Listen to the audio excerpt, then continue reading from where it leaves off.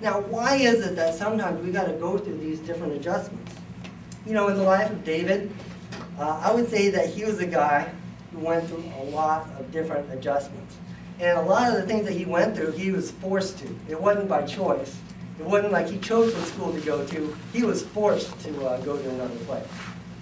The context of this chapter is this is where David hits rock bottom. Okay? He's kind of gone through everything that a person could go through, and he's hit rock bottom. Let me list just some of the things that he went through. First of all, this is after being in Saul's court, after defeating Goliath, he got kicked out. Saul basically threw a spear at him, so he was kind of kicked out of the Saul's army. He was no longer a general, and he was kicked out of the court. Not only that, but he had to leave his family behind, his wife, his home. He had to flee from his home. Next, he had to flee from his spiritual mentor. He went to Ramah, where Samuel was, and Saul chased him there. And so he had to flee and not talk to Samuel either. That's like his spiritual, kind of like pastor, his spiritual mentor. That guy was no longer around. Not only that, but he had to flee his own country. He had to go to the land of the Philistines. And not only was he in the land of the Philistines, these are the people that he attacked. Okay, these are his enemies. He's got to actually live in their country and worry about any repercussions. And so what he does, he acts crazy. He acts like a lunatic, so that the Philistines don't actually lock him up or don't actually kill him. And also, he was no longer able to be with his best friend Jonathan. They were separated.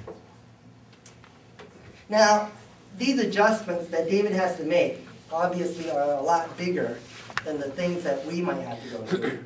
But we can learn something from how David goes through the adjustments, how he goes through the trials. Let's go to chapter 22, verse 1.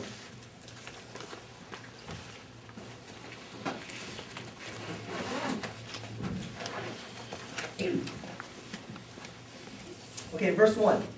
So David departed from there. So he's on the run from Ramah, and then on the run as a kind of a crazy person, which was just a very previous paragraph. So he departed from there and escaped to the cave of Adullam. And when his brothers and all his father's household heard of it, they went down there to him. Everyone who was in distress, and everyone who was in debt, and everyone who was discontented gathered to him, and he became a captain over them. Now, there were about 400 men with him. Okay, so this is like where David hits rock bottom, okay, and he goes and he begins living in a cave. What's kind of interesting is that when he lives in a cave, different people start coming to him. Okay, first his family, go to him. Secondly, he's got all these discontented people, all these ruffians, these people who are kind of castaways from society. They start going to him. What's going on here? Well, it's almost like after David gets through the initial shock of having to run away from his family, friends, and everything, and begins to just settle down and kind of get used to the different area that he's at, people who go through similar things that he went through are starting to be attracted to him. People who've been kicked out of society, kicked out of their families, kicked out of whatever, they start kind of going to David. Why? Maybe because for the first time, David understands what they went through. He understands what it's like to be a fugitive. He understands what it's like to kind of go through these things because he is going through them even then and there. The idea is that David learned what it's like to come from a not-so-blessed family background all of a sudden. He comes to know what it's like to not have your whole life given to you on a silver platter. He's come to learn what it's like to start all over again and have nobody there for you. And you got to start from scratch. Your career, you got to start from scratch. As a warrior, whatever, you got to start from scratch. In terms of having friends, family, you got to start completely from ground zero. He begins to understand what it's like to kind of go through these things and what it feels like to do it. And as he learns how to do it, he begins to be compassionate for others who are going through the same thing. Other people who are struggling also. These people that he starts gathering together, these kind of castaways, David probably would never talk to them. If he stayed in Saul's court, if he were continued to be a general, he'd probably never get to know any of these guys. And yet, these guys start coming to him, and he starts being a captain over them. And these guys become the mighty men of David, which in the very last 2 chapters of 2 Samuel. He lists all the mighty men of David who fought with him and who acceded to the throne with him.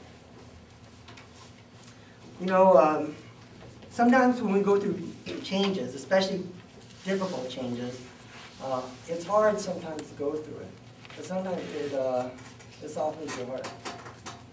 You know, when you begin to understand what it's like kind of on the other side, when things, you know, aren't so protected, it begins to soften your heart a little bit. You know, one of the, you know, when I think several years back, somebody was talking to me about ministry. And they said, you know, Tony, if you really want to go to ministry, one thing that you need to learn is you need to learn to have a thick skin and a tender heart. What does he mean by that?